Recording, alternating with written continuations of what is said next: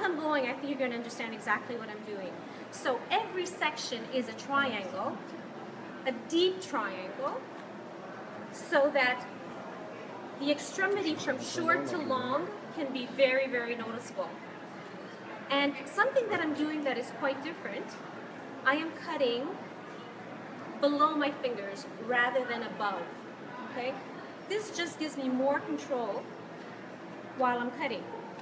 So I just want to repeat that so that you understand exactly what I mean. I'm going to take one more section here. So as you can see, I just want to show you the partings. They are triangles inside triangles. Okay, so that is a very important aspect of the haircut. Basically, everything is disconnected, but it all works. It all blends in. So I'm going to have some shorter and longer pieces in the same line, if you will. Okay, so I'm going to pick up this section. Anna, while you prepare that section, I'm going to reintroduce you because we had a little bit of a sound issue at the beginning, but it looks like we're on. This HB Live number 22, we're at Salon Pure in Montreal. We came into town a few days ago for a fantastic Davines North America event. Anna and her team did an incredible presentation last night alongside of Angelo Seminara and Eduardo Peludo here in Montreal, an amazing venue. Anna did several different models. This is one of her models from last night, Sophie. She's doing a makeover haircut on her. You can see she's got this incredible sectioning pattern, and she's working short to long in kind of a technical freehand. Now you can see that technique that she's using. So as I was saying, very often you get clients that come in and absolutely want a dramatic change and still keep their length. I mean, it doesn't, you don't get a dramatic change if you... It's the hairdresser's quandary, right? Absolutely. I want a complete makeover, but I want to keep it as long as it is. You can layer it, I'll have bangs, but I want all the length. And this is your solution. And this is my solution. Basically what I want as a result, I want to remove a lot of the mass, and because your hair is colored, bleached, high lift color, it gets to be pretty massive. So I'm removing a lot of the interior mass, keeping some of the length.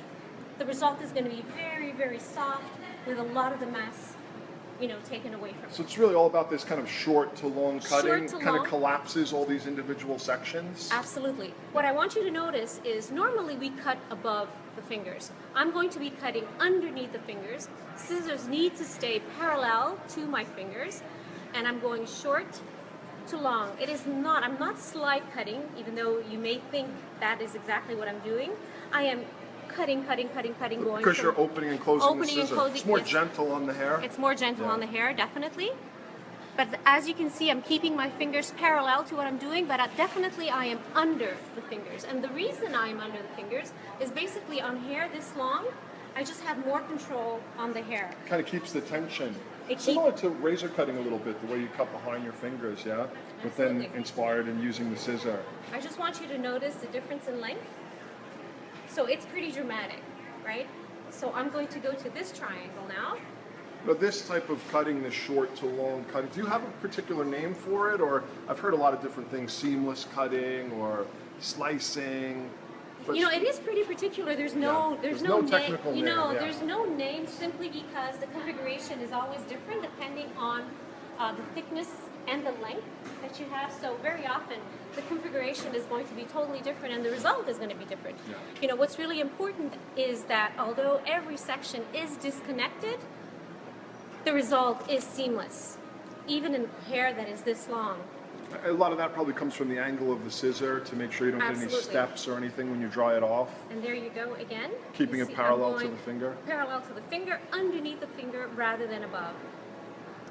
Excellent, guys. We love to hear your questions for Anna. As many of you know, Anna's a multi-award-winning hairdresser here in Canada and the U.S. How many different, you can't even count them, can you? I've been pretty lucky. Yeah. I've been pretty lucky. Well, it's about your passion and dedication to doing incredible work. It always surprises us, I think. When you win an award and you get accolades for the work that you do, it's always like, really? Okay. I mean, I'm only cutting hair. What's the big deal? But certainly it makes us feel really, really good. Mostly a lot of people ask me why I continue doing it. It is simply because, we have a huge staff, we have an academy, and it just inspires people, or especially the younger hairdressers that are coming into the business to see, where this can take you. How long have you been in business now here with Do you Salon really Pure? want to ask me that? Oh, Yeah, it's Salon Pure. yeah. It's Oh no, Salon Pure, I'll tell you. I'm a very cautious question asker. So how long have you been in business with Salon Pure? Salon Pure is about, believe it or not, 18 years. 18 It years. seems less than that, but we've been around quite a long time. You've grown it into quite a force in the industry. As you mentioned, you have an academy, you do product distribution. It's incredible. Yeah. Well, that's pretty new. How's that working out for you? I'm absolutely loving it. I fell in love with the products. I went to see a master class in Edmonton with Angelo Seminara about 3 years ago, and that is the first time that I actually saw the color and the products up close, and pretty much came back home and changed my life. As you know, I was with another brand, happy with what I was doing, but I just felt that Davines totally respected my way of thinking and how I saw hair and what the hair industry should be about, and pretty much changed everybody's life around me because presented it to my partner Danielle, presented to the idea to some of my other partners, and they went for it immediately. I thought I was going to struggle, but I didn't. Everybody came on board immediately, so that was pretty cool. Really happy about that. All right, so back to this incredible technique. It's, we were laughing a little bit before. It's almost like a Chinese checkerboard. All these little interlocking triangles. And now, you take the triangle as one and cut the whole thing together? Absolutely. Now, as you see, this is most likely the biggest. It is the biggest triangle so far. And it is simply because I want, especially the top part, to stay a little bit longer. As I pinch everything towards the middle, obviously the extremity of the top of the triangle is going to be longer on each edge, and it is going to be shorter in the middle. So it's not only short to long in the length is also going to be different because it's coming from two extremities, and here we're at about almost 3 inches. So obviously the middle section is going to be shorter than the sections on each side. So there's an over direction that is pretty dramatic on top of that. So that helps in creating different lengths, and the way every triangle is in each triangle disperses the lengths and makes the whole cut very, very seamless. Is it important when you're pre-sectioning to think about the head shape? Absolutely, without a doubt. Yeah, so this one right now is a pretty major one because it's right on the round of the head and the crown. Right. It'll fall over everything else. Exactly. So if you notice, so this section right in the middle that's right at the crown is going to be shorter than the sections on each side. So I'm going to determine exactly where I want this to fall. So before doing that, I'm just going to bring it down, and I want it to be pretty much at the occipital. So I'm measuring exactly where I want this to fall, and then bringing it up, combing it through. One thing that's very important is the distribution of the hair. So you have to make sure that it is extremely well combed out, and you do not fold in any way. You have to keep the tension very, very equal on each section. I'm going to angle my fingers again under my fingers, and I start cutting, opening and closing the scissors, being very careful of the length and where I want to bring it. So important not to just drag the scissor, but to open and close it to respect the integrity of the hair? Especially in hair this light, especially in hair that has been color treated. So those are all like little micro cuts on the surface? Absolutely. The beautiful sharp. What type of scissors do you prefer for this kind of work? Well, these are B-Max, and I am totally enjoying them. I've had them now for, the first pair I think is about a year ago, and I had the honor of B-Mac giving them to me as a gift, and I said, yeah, like any other gift, I'm going to use them a little bit and then go back to what I was using before. Was that Masa or his father? Masa. Yeah, yes, yeah. absolutely. I'll be going to visit the factory next month in Really? Japan. You Yeah. can take me along. Well, so we I are can do some taking shopping. we're taking a winner with us. We have a video competition going on now, Really? where if you do a haircut using B-Max scissors, we can enter this one. Because you're doing a haircut using B-Max scissors. Really? And then they're going to pick a winner and fly them to Japan Wow. for a week with myself and Hector Rodriguez. We're going to have a good time. So we'll enter you in the competition since you're using B-Max. Total coincidence. I didn't plan it. I'm not that marketing savvy, but it's working out great. That's great news. Yeah. Okay, so I'm going to go to the sides now. So obviously I'm starting at the extremities the same way that I did at the nape. So I am going to take away this triangle, and I'm going to be creating a new triangle on the side. There's one there right now. What you have to be careful of, especially at this point, is the ear, right? So we know that there is less hair around the ear, so you have to be very, very careful with that. So I'm taking a section that is a little bit wider, and I am going to leave it a little bit longer just to make sure that I am covering that area. So guys, we'd love to hear your questions there. It keeps us inspired and keeps Anna really sharing her passion for the craft.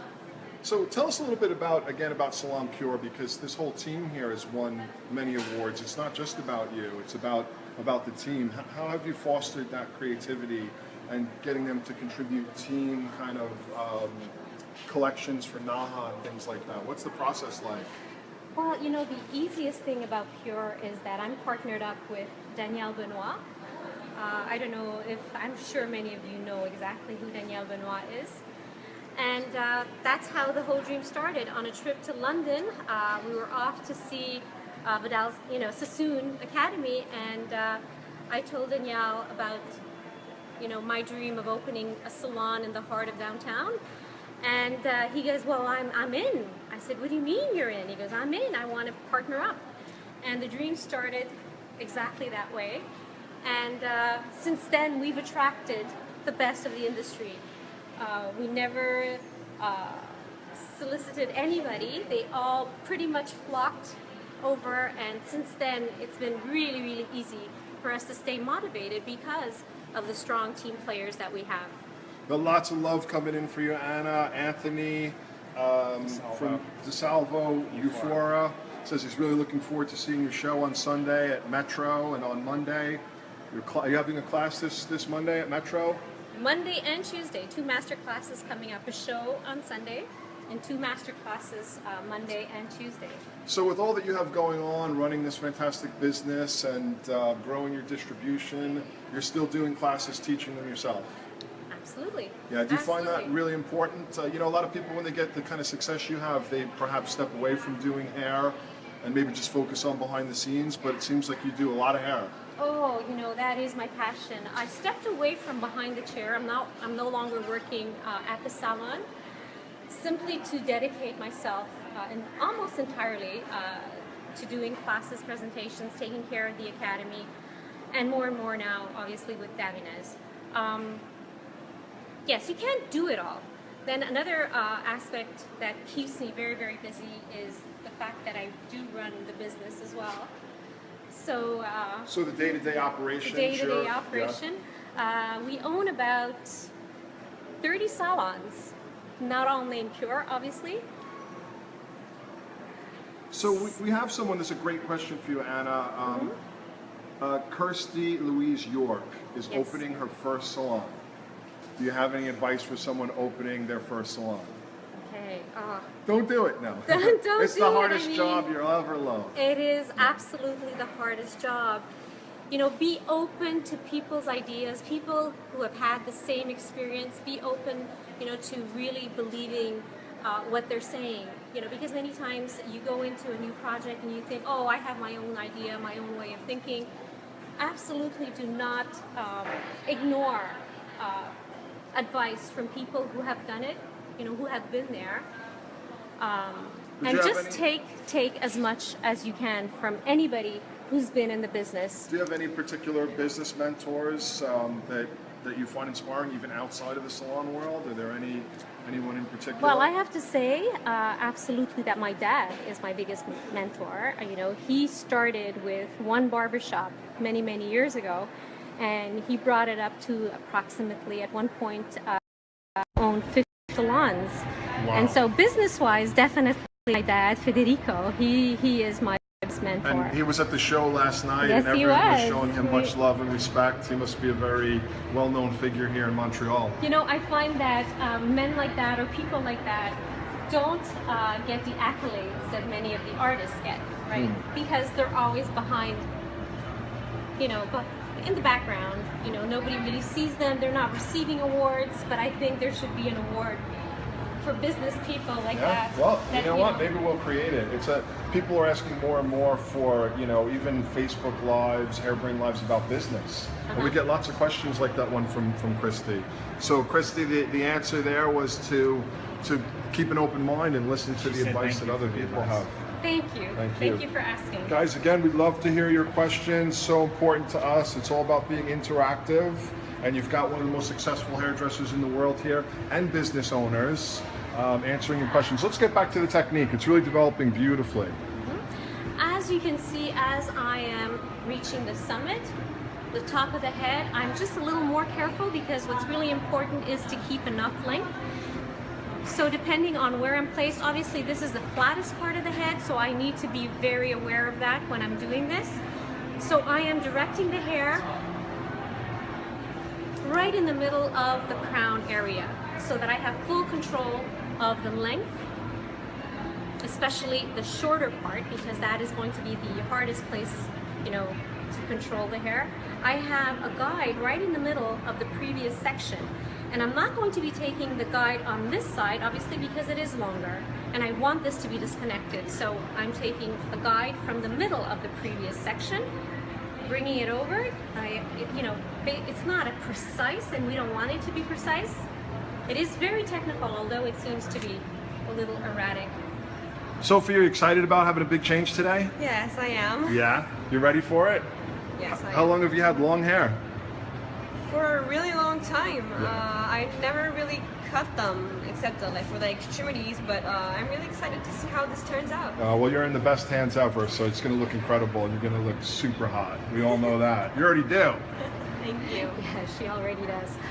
When you get to the top, as you can see right here, you know, I have 2 points. What's important is for me to start from the crown and not from the section that is right above the fringe, because I wouldn't want this to be the shortest part. So I'm going right to the crown, and obviously I'm directing the hair forward from that point to the middle of the section below.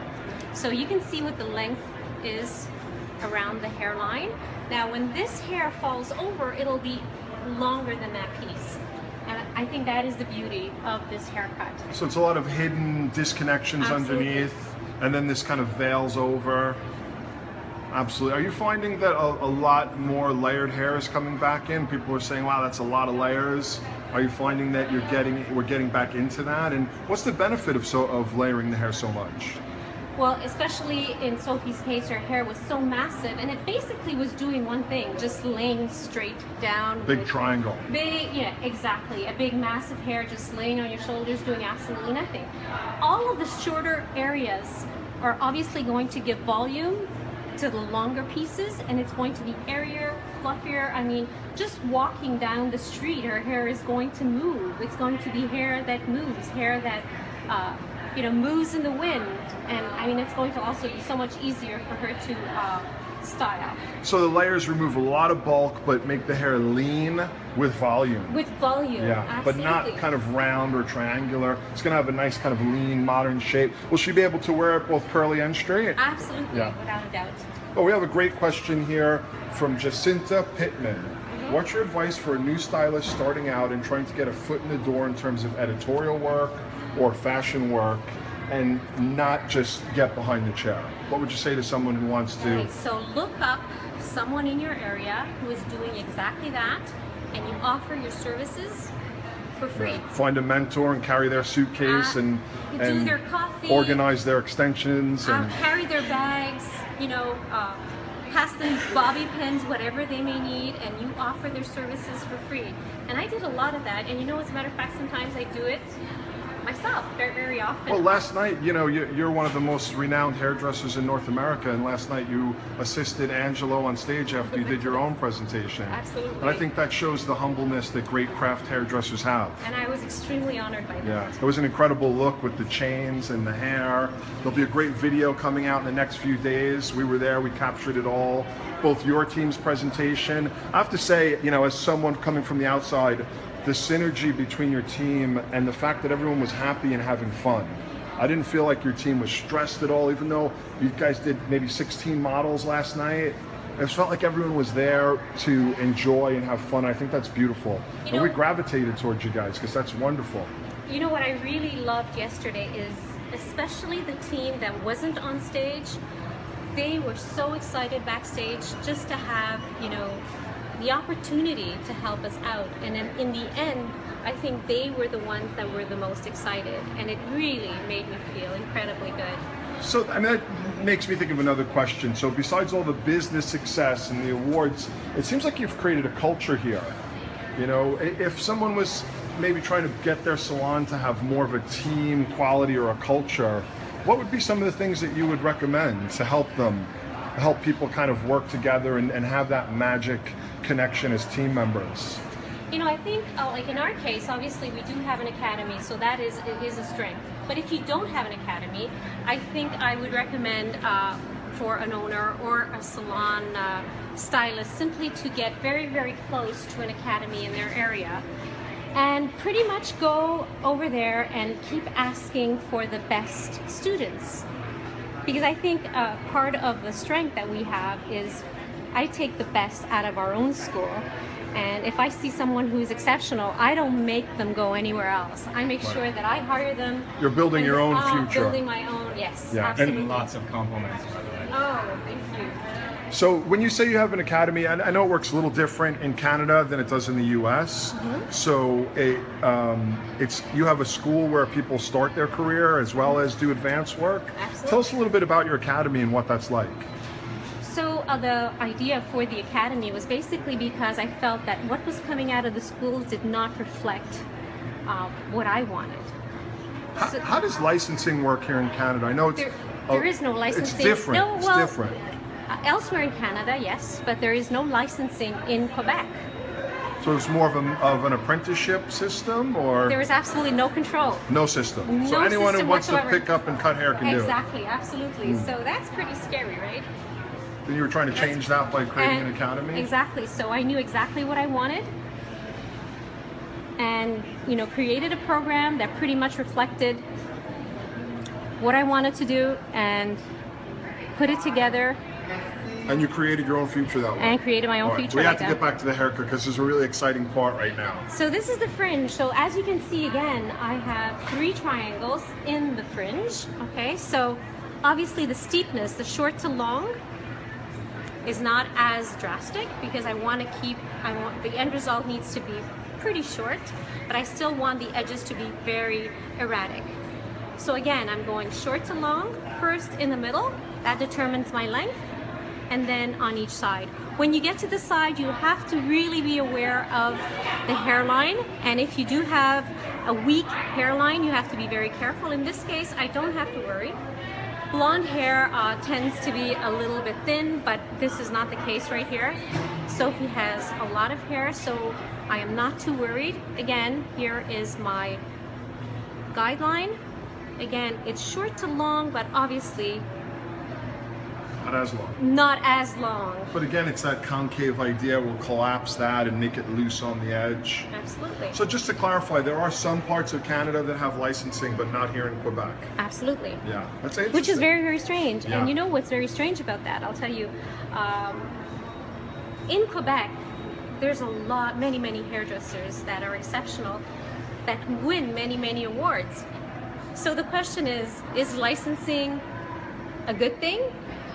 In theory, absolutely, you need licensing, but for some reason in Quebec, it's worked without any control, without any licensing, which is very strange. I mean, I've seen that in different places around the world, but what usually happens, and I assume it happens here, is you have some very, very strong salons that really take training seriously, and they create a lot of apprentices, and then they've spawned dozens of other people who start salons and they do apprentices. It's not like people just pick up a scissor and comb and they became great.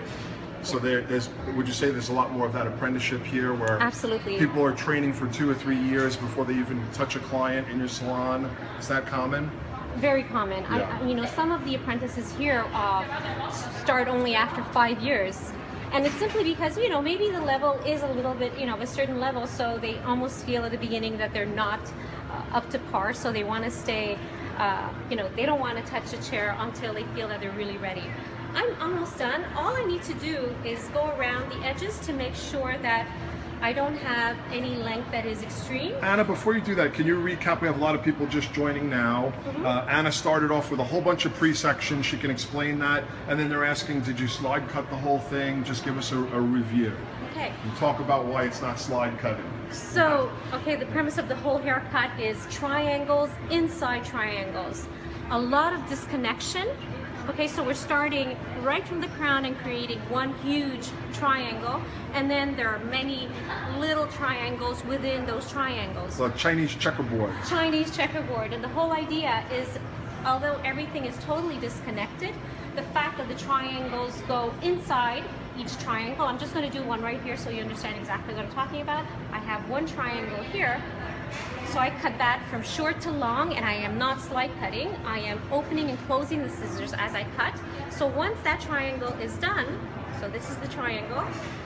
There's a subtle but important difference where generally slide cutting means you just drag the scissor through the hair, Absolutely. which would really fray and tear this cuticle. Especially hair this light. Yeah. Especially hair this light. So you're opening and closing, making cuts on the surface of the section. Right. Now you're coming into the perimeter? I'm just coming into the perimeter because obviously from short to long in every single section, and like I said, it was pretty dramatic short to long. Obviously you may have some sections because of the hairline that is going to be a little more erratic than I initially wanted. So all I'm going to do is come in and deeply cut into the length just to make sure that everything is well balanced. Can you tell us a little bit about the color?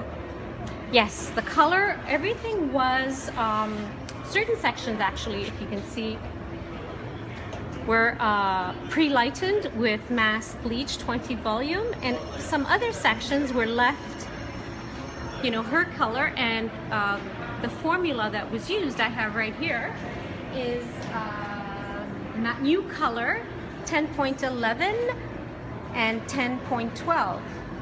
with 5 volume. So that's why you get this gold and kind of silver effect. I wanted it to be very, very light, but not one-dimensional. So it is very subtle, but certainly it gives it more of a natural look rather than just totally, you know, silver or white. So you have some golden strands and you have some much lighter strands, almost platinum blonde strands. And that's why you get that, you know, gold and silver effect that you're going to see once the hair is dried. Lots of love coming in. Thank you, Trisha Stout and Ashley. They both say it's so awesome and it looks amazing. So, you know, again, you're using a very creative technique within each panel, but as it's coming together now, it's really got a soft and pretty and contemporary kind of look to it. And are you seeing this type? Plenty of hair. Are you still seeing a lot of, are you using a lot of this type of work in the salon? Is your team doing this type of work? Absolutely. It is a technique that really, really works. And the end result is so soft and it's really adaptable to any hair type. It is absolutely fabulous on very curly hair as well. Oh yeah, because it's lean but full. But full, exactly. And you know, I think with work like this, Anna, it's so obvious how the pre-work was so important. Like, if you were to just start to pick up sections and do that, it would just get disorganized and random. But Anna took almost as much time to cut the hair as she did to pre-section it. She really went through and put that checkerboard pattern in there, and then cut very, very deliberately. All right, so you're getting ready to style the hair?